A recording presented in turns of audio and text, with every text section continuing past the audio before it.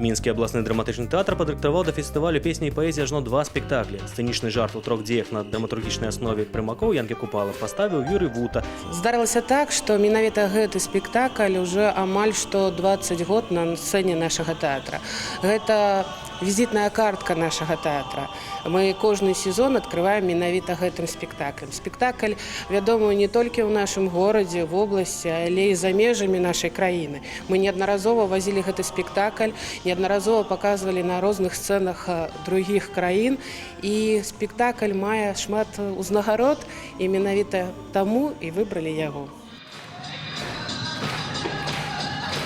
Гледача спектакль на другі дзень сёмухі можа здзівіць дэкарацыямі і іншымі сцэнаграфічнымі вынаходкамі, над якімі працавалі мастак-пастаноўшчык Сергей Антонов і балетмайстар Святлана Навуменка. А таксама спектакль напоўнены вакальнымі нумарамі, якія паставіў Александр Пашкевіч. І, вядома, нельга абысці выдатную ігру акцёраў. Студэнцкія гады я займалася ў народным літаратурным тэатры «Жывое слово», таму і падчас фестывалю мне было цікава наведаць гэты тэатр, таму што і тут таксама п'еса будзе па творы нашага класіка Янкі Купалы. Гэты год юбілейны не толькі для фестываля песні і паэзіі, але і 30-й юбілейны сезон праводзіць Мінскі абласны драматычны тэатр. Таму для яго удзельнікаў і аматараў мельпамены гэта падвоенае свята.